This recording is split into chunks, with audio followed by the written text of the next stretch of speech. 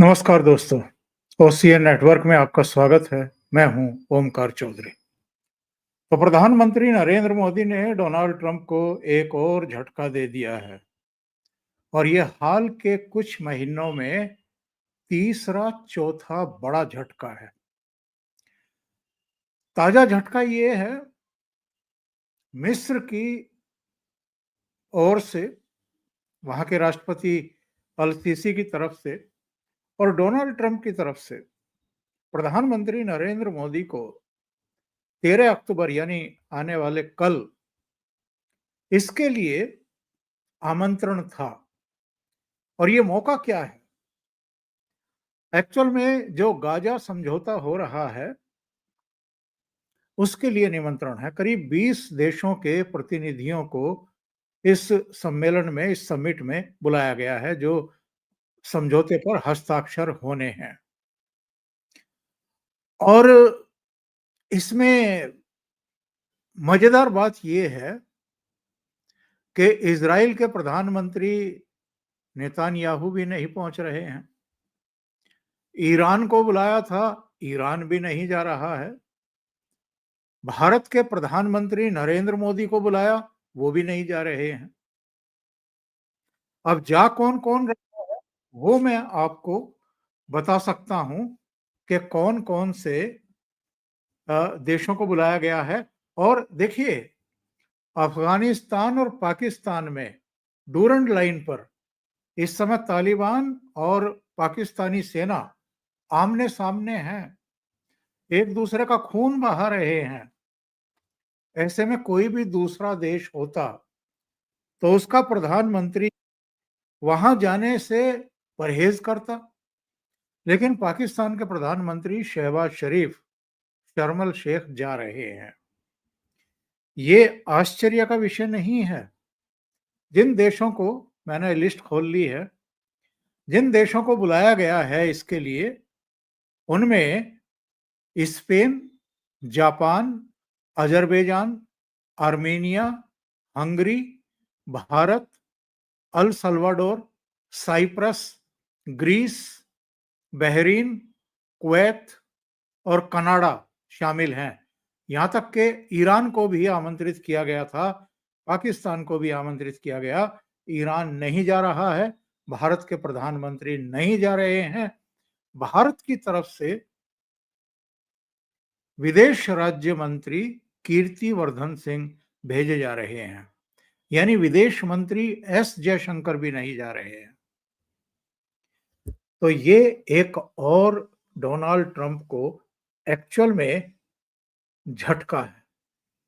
जरा इस खबर पर तो वापस आएंगे कि मिस्र में ये शांति समझौता क्या हो रहा है, क्यों हो रहा है, और डोनाल्ड ट्रंप मिस्र क्यों पहुंच रहे हैं, और नेतान्याहू मिस्र क्यों नहीं आ रहे, इजिप्ट क्यों नहीं आ रहे हैं।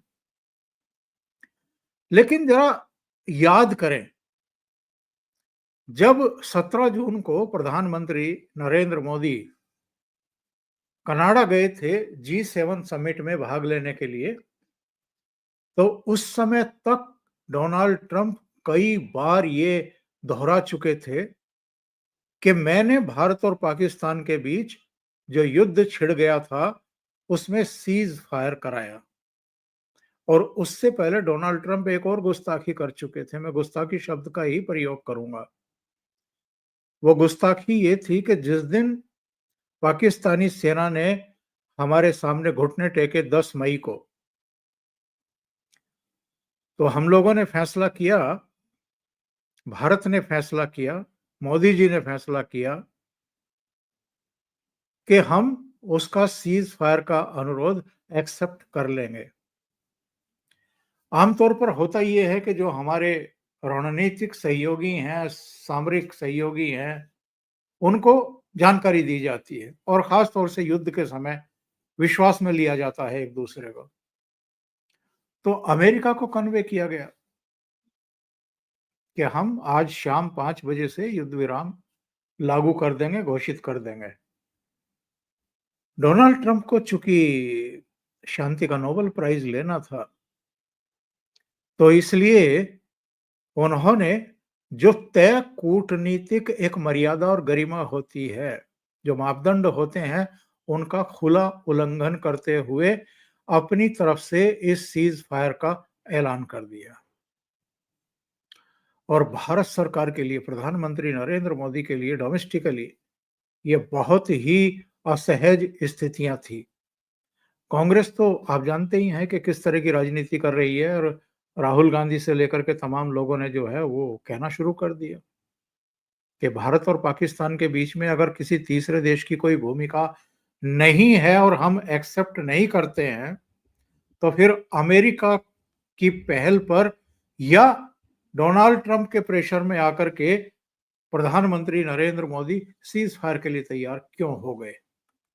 खैर, वो तो मोदी जी ने संभाल लिया उन चीजों को, उसे आगे नहीं बढ़ने दिया। ये अलग बात है कि डोनाल्ड ट्रंप ने भी 40-42 बार शांति का नोबेल पुरस्कार लेने के लिए कहा कि भारत पाकिस्तान समेत उस देश के बीच में 7-8 देशों के नाम गिनाते थे ये एक ही सांस में, कि उनमें युद्ध विराम कराया। और यहाँ ये रायता फैलाने में लग गए जो मोदी विरोधी राजनीतिक दल थे, लगातार टोंट कस रहे थे, ये जानते बूझते हुए भी कि डोनाल्ड ट्रंप ऐसा क्यों कर रहे हैं। लेकिन कनाडा जब G7 समिट में प्रधानमंत्री नरेंद्र मोदी पहुंचे, तो उससे पहले ही डोनाल्ड ट्रंप पतली गली से निकल लिए वहां से, ये कह करके कि मुझे वॉशिंगटन पहुंचना है, बहुत जरूरी काम है। वो एक्चुअल में मोदी जी का सामना नहीं करना चाहते थे। मोदी जी तो उनके मुंह पे पूछने वाले थे कि भाई, हमने कब तुम्हें चौधरी बनाया है, कब हमने तुम्हें जिम्मेदारी सौंपी है, कब मध्यस्थ की भूमिका निभाने के लिए कहा है, कब हम तुम्हारे दरवाजे पर गए थे कि युद्ध बंद करवा दो। लेकिन वो भाग गए, भाग गए। और उसके बाद वॉशिंगटन से उन्होंने प्रधानमंत्री नरेंद्र मोदी को फोन किया, बातचीत करने लगे, सफाई देने की कोशिश की। मोदी जी ने फोन पर ही उनको खरी खरी सुना दी कि आपको नहीं पता कि हमारी क्या डोमेस्टिक प्रॉब्लम्स क्रिएट हो गई है आपके इन दावेदारों की वजह से, दावेदारियों की वजह से, और किस तरह की राजनीति यहाँ पर हो रही है। लेकिन डोनाल्ड ट्रंप तो डोनाल्ड ट्रंप है, उनकी सेहत पर फर्क नहीं पड़ता। उनके स्वार्थ सिद्ध होने चाहिए, वो किसी भी हद तक जा सकते हैं। उसके बाद भी उनका वह रिकॉर्ड बजता रहा, मैंने भारत और पाकिस्तान के बीच युद्ध विराम कराया। उन्होंने कहा कि आप वॉशिंगटन होते हुए निकल जाइए, कनाडा आए हैं तो वॉशिंगटन बहुत दूर नहीं है, 1.5-2 घंटे की दूरी पर है। प्रधानमंत्री नरेंद्र मोदी ने इनकार कर दिया, क्योंकि वो जानते थे कि इन्होंने पाकिस्तान के फील्ड मार्शल, मैं तो फील्ड मार्शल कहता हूं उनको, आसिम मुनीर को बैठा करके बुला रखा था। और कितनी एम्ब्रेसिंग पोजीशन होती है अगर मोदी जी वहां चले जाते और ये मुनीर को भी बुला लेते, और मोदी जी और ट्रंप और मुनीर एक फ्रेम में दुनिया के सामने आते। ये और भद पिटवाने वाले थे भारत की और प्रधानमंत्री नरेंद्र मोदी की। तो मोदी जी नहीं गए वहां पर। वो पहला झटका था डोनाल्ड ट्रंप के लिए। और फिर दूसरा झटका जो है, वो जब यूएन असेंबली चल रही थी तो प्रधानमंत्री भी जाने वाले थे। लेकिन एक अजीबोगरीब स्थिति होती कि अगर प्रधानमंत्री न्यूयॉर्क जाते, यूएन असेंबली को संबोधित करते, और फिर वहां कुछ दूसरे राष्ट्र प्रमुखों से बायलैटरल मीटिंग करते, जैसा कि हमेशा करते हैं, और वहां से फिर वापस नई दिल्ली लौट आते या किसी दूसरे देश की यात्रा पर निकल जाते।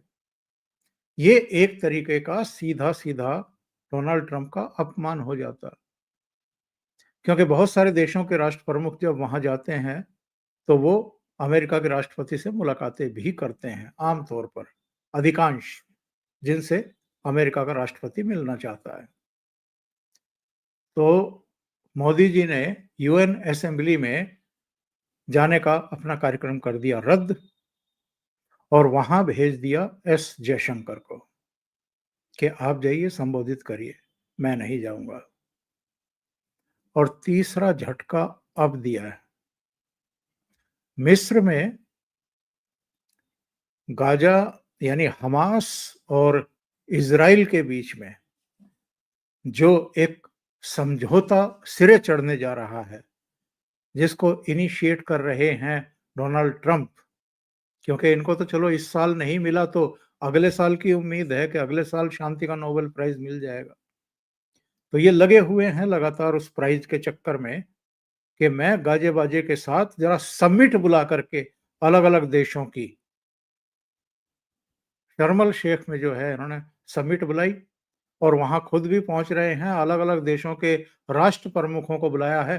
पाकिस्तान वाले तो बिल्कुल तैयार हैं, पतलून-वतलून प्रेस करवा ली है और वो जाएँगे।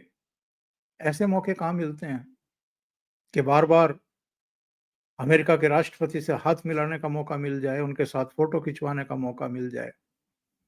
लेकिन प्रधानमंत्री नरेंद्र मोदी तो इन चीज़ों से उबर चुके हैं कभी के और शायद ये रोग उनको था भी नहीं।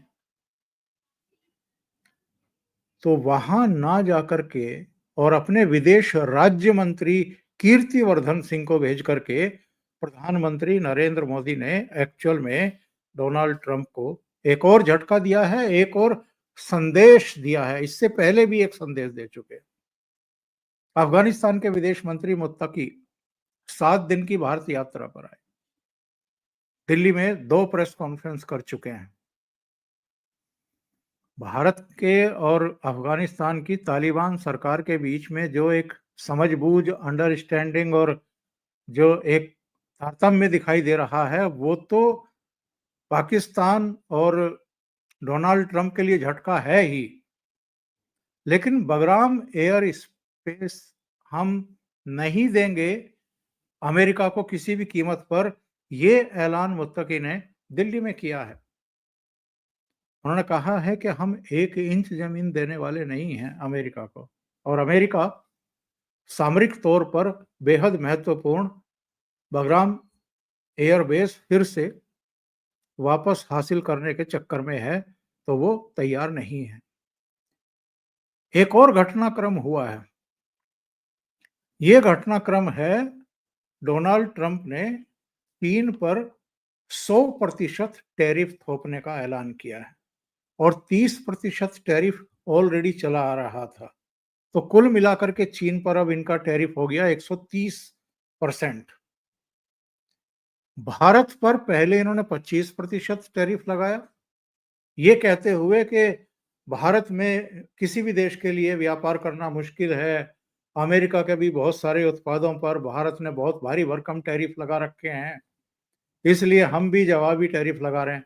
25% और इन्होंने लगा दिया, कुल 50% भारत पर टैरिफ लगा दिया और कहा कि ये इसलिए लगा रहे हैं, फाइन के तौर पर लगा रहे हैं, क्योंकि आप रूस से ईंधन खरीदते हैं और पहले से ज़्यादा ईंधन खरीद रहे हैं। तो भई आप भी खरीद रहे हैं। आप तो लिथियम भी खरीद रहे हैं, रसायन भी खरीद रहे हैं, तेल भी खरीद रहे हैं, तमाम चीज़ें खरीद रहे हैं। और जब अलास्का गए थे राष्ट्रपति पुतिन, तो उन्होंने तो प्रेस कॉन्फ्रेंस में कह दिया था कि जब से ये यूक्रेन और रूस के बीच में युद्ध छिड़ा है, उसके बाद से भी अमेरिका लगातार हमसे चीज़ें खरीद रहा है, हमको पेमेंट कर रहा है। तो आप दूसरों पर पाबंदी लगाएँगे, दूसरों को कहेंगे कि आप उनसे चीज़ें खरीद करके उनको अ, फाइनेंशियली बड़ा मजबूत कर रहे हैं और ये युद्ध इसीलिए नहीं रुक रहा है और बाज़ आप भी नहीं आ रहे, यूरोपियन कंट्रीज़ भी नहीं आ रहे हैं।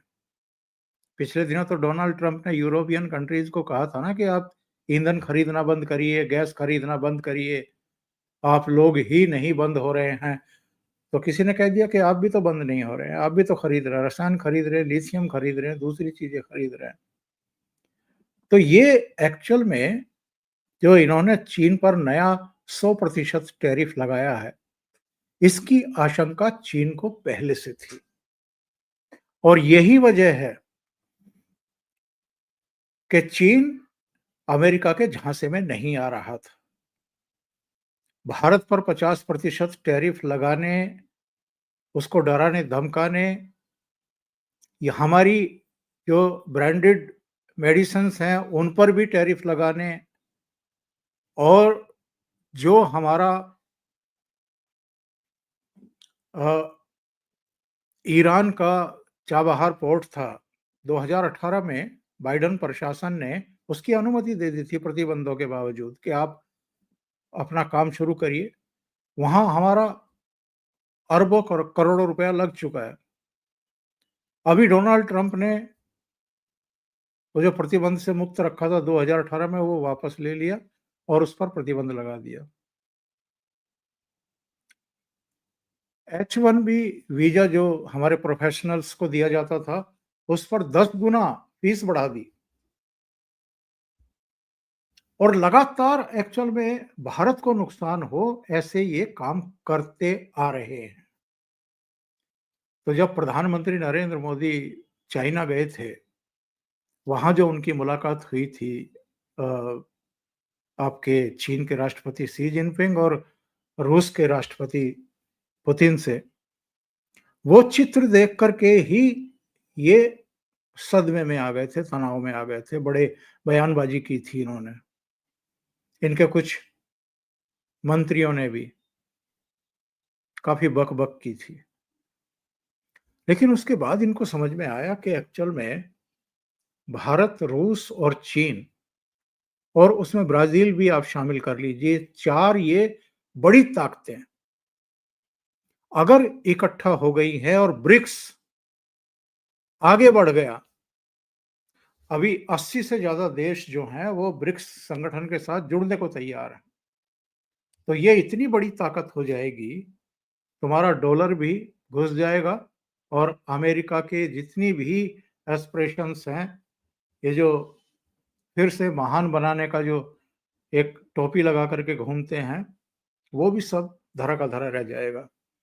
और कई तरह के संकट इस समय अमेरिका में हैं। शटडाउन तो वैसे ही है, क्योंकि ये फाइनेंशियल बिल पास नहीं करवा पाए। तो बहुत सारे सरकारी कर्मचारियों को घर भेजना पड़ा है इनको। कई तरह के संकटों से इस समय डोनाल्ड ट्रंप जूझ रहे हैं। तो ये 3 देश जो साथ आए थे, ये केवल इसीलिए आए थे कि अमेरिका की एक कुटिल नीति रही है कि किसी को दबाओ, किसी को अपनी बगल में दे करके रखो। तो ये तीनों और ब्राजील, चारों देश और कुछ और देश इस बार अमेरिका की धौंस में नहीं आ रहे हैं और इससे डोनाल्ड ट्रंप और ज्यादा बिलबिला गए हैं। मोदी जी इनको एक भी मौका नहीं दे रहे हैं मुलाकात का, और जो ये प्रेशर टैक्टिस अपना करके ट्रेड डील को सिरे चढ़ाना चाहते थे, वो भी नहीं हो पा रही है। भारत के साथ कई दौर की बातचीत हो गई, 6-7 दौर की बातचीत हो गई, अभी तक भी ट्रेड डील सिरे नहीं चढ़ पा रही है। आज नया डेवलपमेंट हुआ कि जो सर्जियो गोर नए राजदूत नियुक्त किए गए हैं दिल्ली में अमेरिका की तरफ से, वो आए, उन्होंने प्रधानमंत्री नरेंद्र मोदी से मुलाकात की और एक बड़ा सा चित्र उनको भेंट किया। ये एक्चुअल में डोनाल्ड ट्रंप और प्रधानमंत्री की वॉशिंगटन में जो प्रेस वार्ता थी उसका है, और इस पर डोनाल्ड ट्रंप ने ऊपर लिखा हुआ है कि mister Modi, you are great, आप महान नेता हैं। तो प्रधानमंत्री ने भी वो तस्वीर लेकर के रख ली। लेकिन ये सब क्यों कर रहे हैं अब ये, और प्रधानमंत्री नरेंद्र मोदी को महान बताने पर क्यों लगे हुए हैं? क्योंकि ये जानते हैं कि मोदी को ना झुकाया जा सकता है, ना दबाव में लिया जा सकता है, ना तोड़ा जा सकता है। और ये जो नेता प्रतिपक्ष कह रहे थे नरेंद्र सरेंडर, तो अब तो इनके अपने नेताओं ने ही, पी चिदम्बरम ने बता दिया कि जब 26/11 मुंबई हुआ था, उसके बाद भारतीय सेना पाकिस्तान को सबक सिखाने के लिए तैयार थी। लेकिन तब के अमेरिका के राष्ट्रपति जॉर्ज बुश ने कोंडोलीजा राइस को दिल्ली भेजा और मनमोहन सरकार को कहा कि अमेरिका नहीं चाहता कि आप इसका प्रतिवाद करें और पाकिस्तान पर किसी तरह का हमला करें। तो सरेंडर किसने किया था? सरेंडर तो मनमोहन सरकार ने किया था, यानी कांग्रेस सरकार ने किया था। तो मोदी ने एक बार फिर मजबूती दिखाई है और डोनाल्ड ट्रंप जो उनको मिस्र बुलाना चाह रहे थे गाजा शांति समझौते के लिए, जहां कुल मिलाकर के 20 कंट्रीज के नेता पहुंच रहे हैं, जिनमें पाकिस्तान का प्रधानमंत्री भी है। हालांकि नेतान्याहू नहीं पहुंच रहे, क्योंकि जो अतीत की घटनाओं को जानते हैं उनको पता है कि इजिप्ट उन देशों में पहला दूसरा था जिन्होंने किसी जमाने में इजराइल पर अटैक किया था। बहुत सालों से और दशकों से अब इजिप्ट शांत है, चुप बैठा है, अब उस तरह की हरकतें नहीं करता। लेकिन एक दौर था जब इजिप्ट ने भी इजराइल पर अटैक किया था और मुंह की खाई थी। तो प्रधानमंत्री नरेंद्र मोदी ने एक फिर संदेश भेज दिया डोनाल्ड ट्रंप को कि मैं मुलाकात का मौका आपको नहीं दूंगा जब तक कि आप ये 50% का टैरिफ युक्ति संगत नहीं कर लेंगे, और भारत के प्रति जो द्वेष की भावना है आपकी भी, आपके सलाहकारों की भी, जब तक आप उससे नहीं उबर जाएंगे और ये जो पाकिस्तान के साथ आप गलबैयां कर रहे हैं ये करना बंद नहीं करेंगे। अभी के लिए इतना ही। बहुत बहुत धन्यवाद। अगर आपको ये चैनल और इसके कंटेंट पसंद आ रहे हैं तो लाइक करें, कमेंट करें, वीडियो को शेयर भी करें। अभी तक अगर आपने ये चैनल सब्सक्राइब नहीं किया है तो सब्सक्राइब कर लें और साथ में लगे बेल आइकॉन को दबा दें ताकि आगे आने वाले वीडियो और उनके नोटिफिकेशन आपको मिलते रहें। बहुत बहुत धन्यवाद। नमस्कार।